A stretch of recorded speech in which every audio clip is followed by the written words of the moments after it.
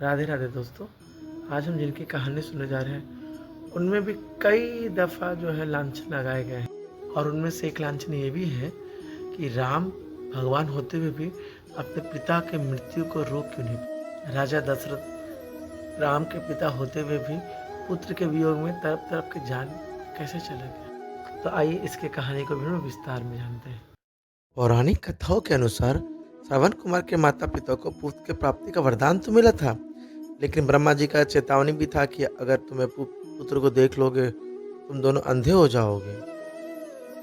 और शर्त अनुसार जैसे ही श्रवण के माता पिताजी ने उन्हें देखा दोनों अंधे हो गए। जब ये बात श्रवण कुमार जी को पता चली उनके पुत्र वरदान के लिए ही उनके माता पिता अंधे हो गए हैं, उन्होंने अपने माता पिता के बहुत सेवा करना चालू करी।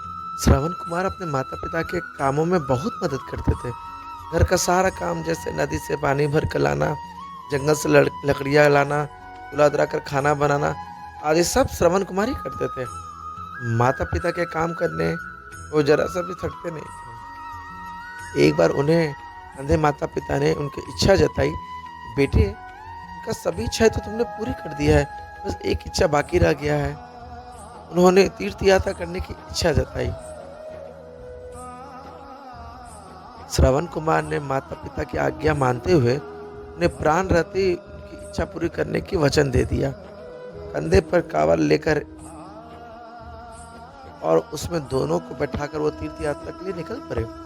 श्रवण ने अपने माता पिता को कई तीर्थ स्थानों जैसे गया, काशी, प्रयाग आदि लेकर गए और उन्हें हर तीर्थ के बारे में बताते रहते थे।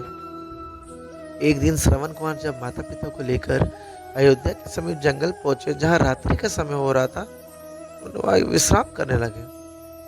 उसी समय श्रवण कुमार की माता को प्यास लग गया और श्रवण कुमार पानी लेने के लिए अपना लोटा उठाकर सरयू तट पर पहुंच गए। और उसी समय अयोध्या के राजा दशरथ थे। राजा दशरथ को शिकार का बहुत शौक था। वो रात में ही जंगल में शिकार करने को निकल पड़े।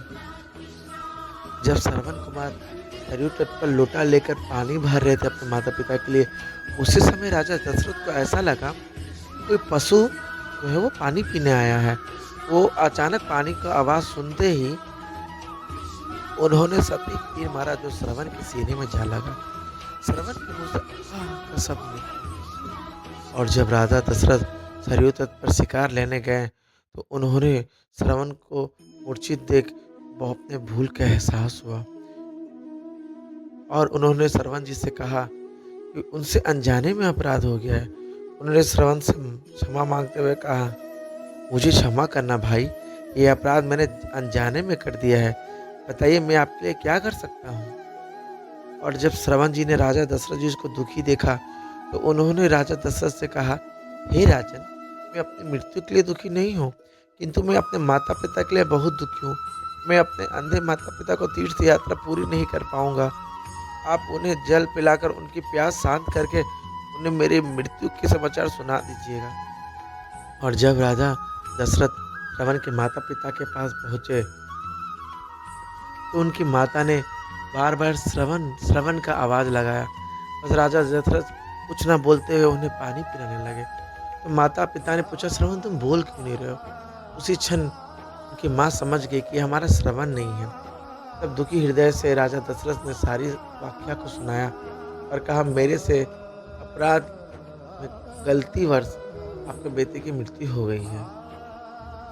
श्रवण कुमार के माता पिता की ये बातें सुनकर वहीं पर मूर्छित की तरह गिर पड़े और श्रवण के लिए वियोग में तड़पने लगे। उसी क्षण श्रवण के माता पिता ने राजा दशरथ जी को श्राप दे दिया, जा राजा, इस तरह हम अपने पुत्र के वियोग में तड़प कर प्राण त्याग रहे हैं। एक समय तुम भी अपने पुत्र के वियोग में इसी तरह तड़प के प्राण त्याग दोगे। राजा दशरथ ये वचन सुनकर बार बार उनसे क्षमा मांगने लगे, बट श्रवण कुमार के माता पिताजी वहीं पर तड़प तड़प के अपना प्राण त्याग दिया। और इसी कहानी की वजह से आगे जो है राम जी के वियोग में राजा दशरथ को तड़प तड़प कर प्राण त्यागते हुए जानते हैं।